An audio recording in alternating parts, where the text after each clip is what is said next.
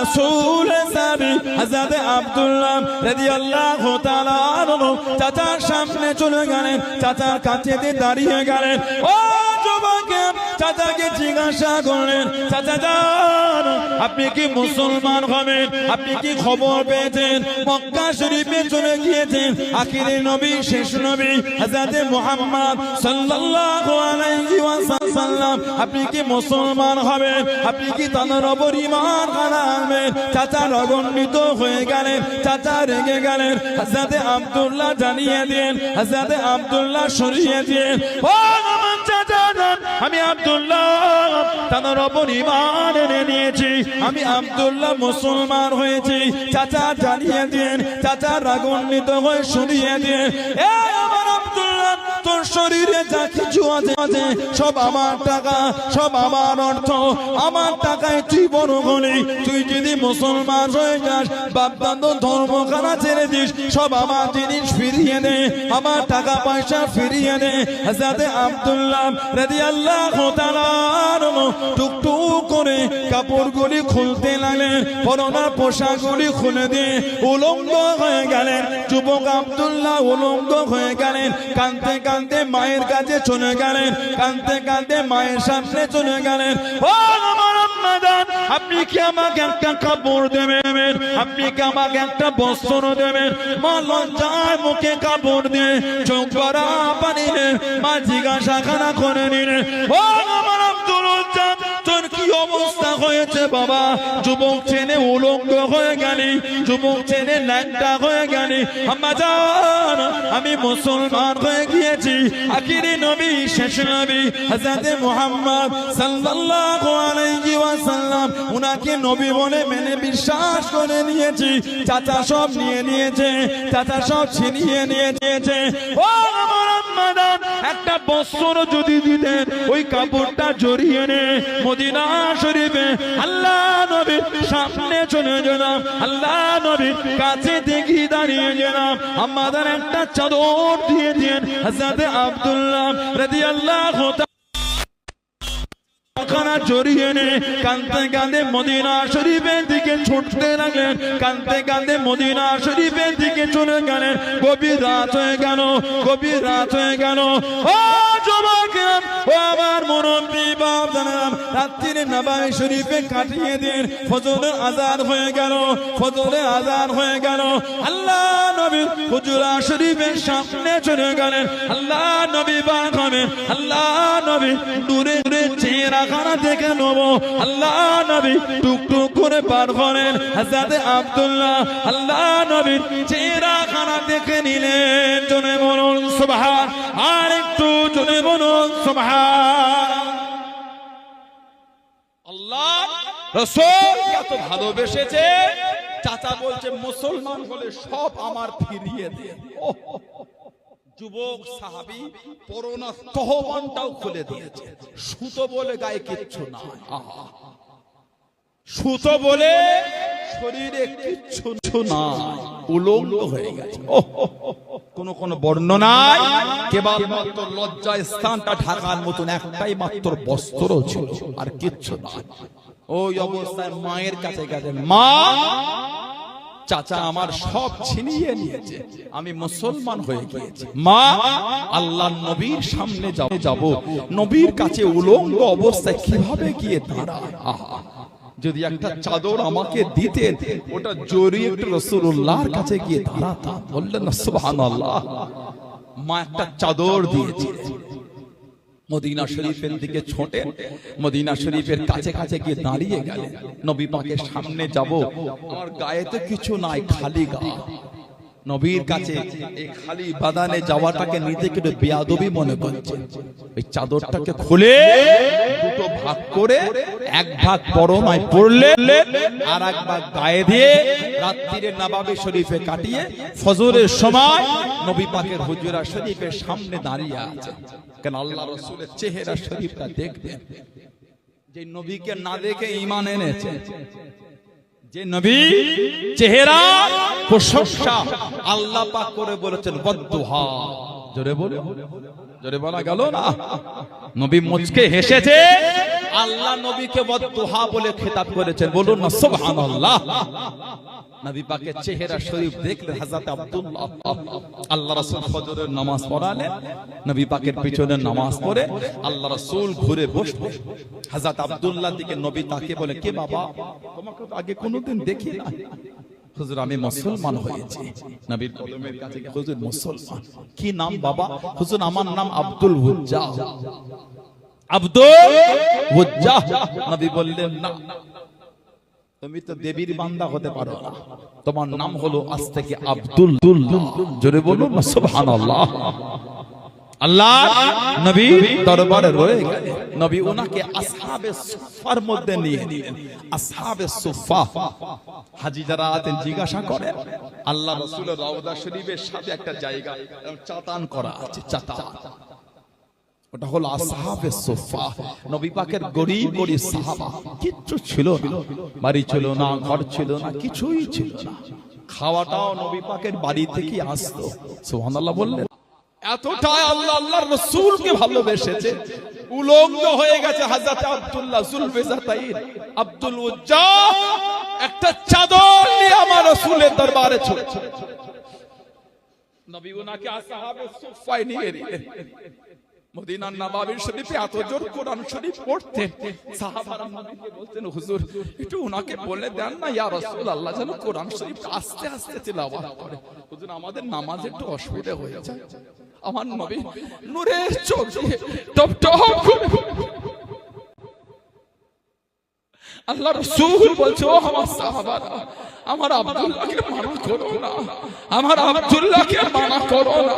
আমার আব্দুল্লাহ আল্লাহ আল্লাহর রাসূলের ভালোবাসায় সব ছেড়ে চলে এসেছে, ওকে আর মানা করো না, ওকে একটু মনের শান্তিতে আল্লাহর কোরআন শরীফ তেলাওয়াত করতে দাও। জোরে বলুন না সুবহানাল্লাহ। কি জীবন আমার রাসূলের সাহাবা। আল্লাহ রাসূল নবম হিজরি তাবুকের যুদ্ধে যাবে, নবী এসে বলছে, ইয়া রাসূলুল্লাহ, হুজুর আপনি একটু আমার জন্য দোয়া করে দেন না ইয়া রাসূলুল্লাহ, আমি যেন শহীদ হয়ে যাই। আল্লাহ রাসূল বলে, আল্লাহ আমার আব্দুল্লাহর রক্তটা কাফেরদের জন্য আল্লাহ আপনি হারাম করে দেন। নবীর কাছে কাঁদছে, ইয়া রাসূলুল্লাহ কি দোয়া চাইলাম আর কি দোয়া করলেন, কি চাইলাম আর কি করলেন। নবী পাক বলে, আব্দুল্লাহ কেউ যদি জিহাদের বাইরে হয়ে ঘোড়ার পিঠ থেকে পড়ে মারা যায় ওটাও শহীদ, কেউ যদি জ্বর অসুস্থ মারা যায় ওটাও শহীদ। হযরত আব্দুল্লাহ রাদিয়াল্লাহু তাআলা জ্বর হয়ে গেল, কয়েকদিন পরে হুজুর ইন্তেকাল, শহীদ হয়ে গেলেন। ইন্না লিল্লাহি ওয়া ইন্না ইলাইহি রাজিউন।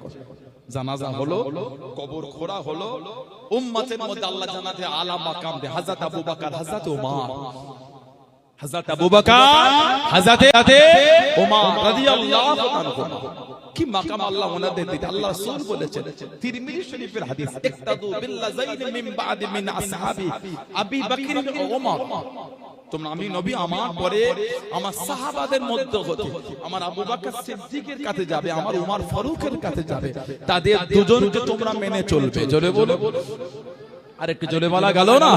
আল্লাহ নবী নববী শরীফে দাঁড়িয়ে গেলেন। ও যুবক, আল্লাহ নবী মদিনার মসজিদে নববী শরীফে দাঁড়িয়ে গেলেন। আল্লাহ নবী ডাক দিয়ে দিলেন, আল্লাহ নবী ডেকে নিলেন, ও আবু বকর রাদিয়াল্লাহু তাআলা আনহু, আমি নবী আমার দিকে আসেন, একবার এদিকে আসেন। লাব্বাইক ইয়া রাসূলুল্লাহ, লাব্বাইক ইয়া রাসূলুল্লাহ। আল্লাহ নবীর সামনে চলে গেলেন, আল্লাহ নবীর কাছে দেখি দাঁড়িয়ে গেলেন। আল্লাহ নবী উনার হাত কেনেন, আল্লাহ নবী হাতে নিচে চেপে নিয়ে আল্লাহ নবী ডাক দিয়ে দিলেন, আল্লাহ নবী ডেকে নিলেন, ও বাবা যুবক রাদিয়াল্লাহু তাআলা আনহু, একবার এদিকে আসেন। লাব্বাইক ইয়া রাসূলুল্লাহ, লাব্বাইক ইয়া রাসূলুল্লাহ। আল্লাহ নবী সামনে চলে গেলেন, আল্লাহ নবী কাছে দেখি দাঁড়িয়ে গেলেন। আল্লাহ নবী হযরত ওমর রাদিয়াল্লাহু তাআলা আনহু ওনার হাত থেকে একদিকে আমার আবু বকর আর একদিকে আমার ওমর রাদিয়াল্লাহু তাআলা আনহু, দুজনকে দুদিক দেখে নিয়ে আমি রাসূলুল্লাহ কিয়ামতের ময়দানে আল্লাহ পাকের সামনে উঠে দাঁড়াবো। জনে বলুন সুবহান, আর একটু জনে বলুন সুবহান। দুজনকে দুজনকে দুদিকে নিয়েছি, এইভাবে নবী কিয়ামতে উঠবে। এসেছে কিতাবে, এটা রাসূলুল্লাহর ইশারা ছিল দুজনকে জড়িয়ে নিয়েই ঘুমাবো। জোরে বলো। হযরত উমর ফারুকের যখন কবরটা নবীর পাশে খোঁড়া হলো, দাফন হবে, হযরত আব্দুল্লাহ ইবনে আব্বাস রাদিয়াল্লাহু আনহু ফারুক আযমের কবর খোঁড়া দেখছে, হঠাৎ করে পিছন দিক দিয়ে কাঁধে একটা হাত এসে গেল। আহা, হুজুর ঘুরে দেখছেন হযরত আলী শেরে খোদা রাদিয়াল্লাহু তাআলা টপ টপ করে চোখ দিয়ে পানি ঝরছে। হযরত ইবনে আব্বাস কে বলে, ইবনে আব্বাস, আমি আলী এটা জানতাম আল্লাহ রাসূলের পাশে অন্য কেউ শুতে পারবে না, যিনি নবীর পাশে ঘুমাবেন উনি উমর, এটা আমি আলী আগে থেকেই জানতাম। জোরে বলবেন না সুবহানাল্লাহ। কেন? আমাদের নবী ইশারা করে দিয়েছে, একদিকে আবু বকর আর একদিকে ওমর, দুজনকে নিয়ে আমি রাসূলুল্লাহ ঘুমাবো। জোরে বলুন না সুবহানাল্লাহ। তাফসীর হচ্ছেন সাহাবা, যেমন ঈমান আমার হাবিবের সাহাবারা এনেছেন, ওই ঈমান তোমরা আনো। সাহাবাদের ঈমানের প্রশংসাটাও আল্লাহ করে দিয়েছেন। জোরে বলবেন না সুবহানাল্লাহ। এত আলা দরজা সাহাবাদের আল্লাহ দিয়েছে, এত আলা মাকাম আল্লাহ সাহাবাদের দিয়েছে। হযরত আবু বসির শিকল দিয়ে ওনাকে কাফেররা বেঁধে রাখত, কোন শিকলটা ছুটে কিছুটা হেঁটে আবার কাউকে দাঁড় করিয়ে কারোর ঘোড়ার পিঠে চেপে আবার ঘোড়া থেকে নেবে, আবার ছুটে ও যুবকেরা, আল্লাহ নবী সাহাবাদের বয়ান করেন, আল্লাহ নবী জানিয়ে দেন, আল্লাহ নবী শুনিয়ে দেন।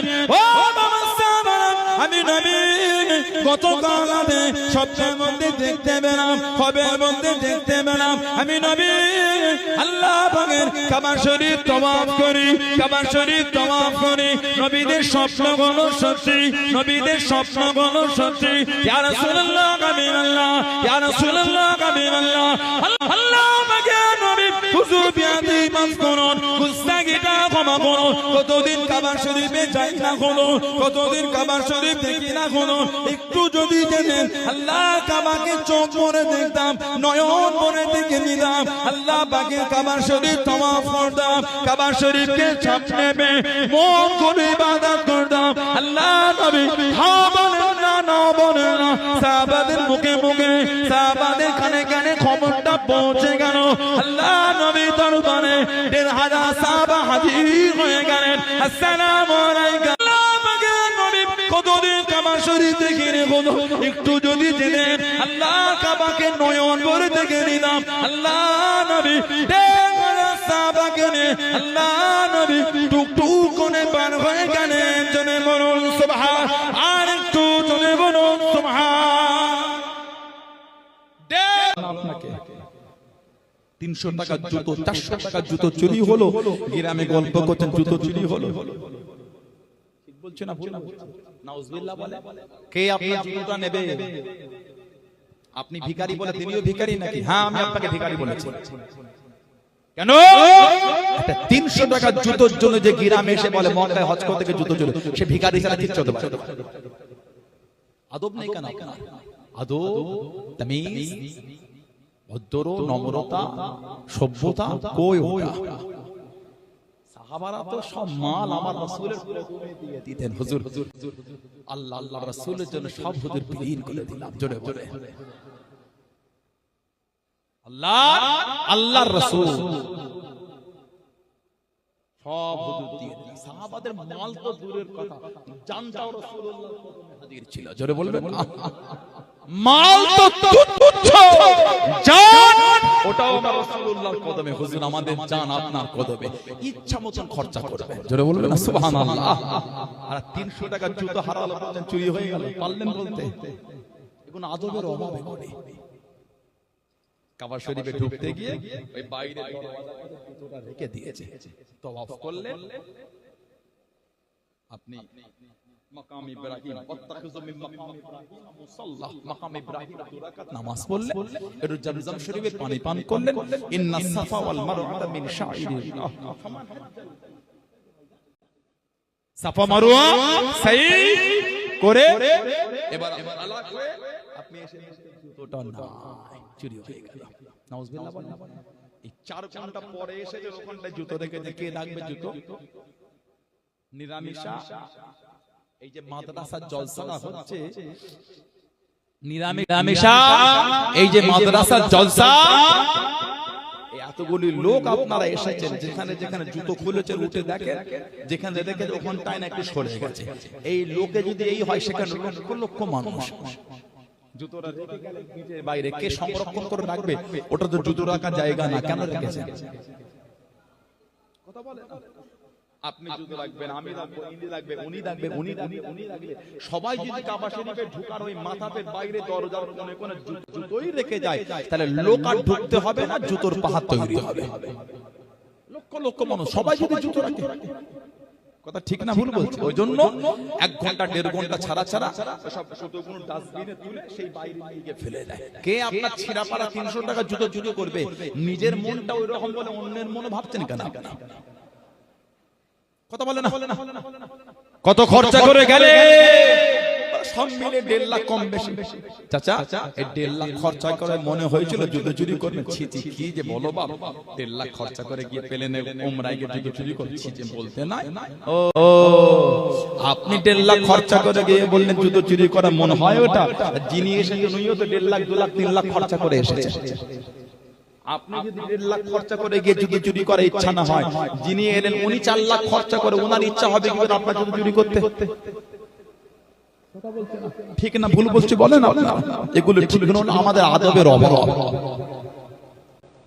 খালি জেদ্দাই নেমেছে, 3টে বাঙালি হাজি দেখলে ছিটকে ছুটে চলে গেছে। কাছে গিয়ে বলছে, কিছুক্ষণ কথা বলে, কত কোন নিল দেখেছেন? এখন কাবা শরীফে যায় না, আমার টাকার হিসাব শুরু হয়ে গেছে। তোমাদের কত করে নিল? যদি বলেছে 2000 কি 5000 কম। কাবা শরীফে যাবার আগে 3 বার গাড়িতে ঝগড়া হয়ে গেল ওই গ্রুপ মেম্বারের সাথে।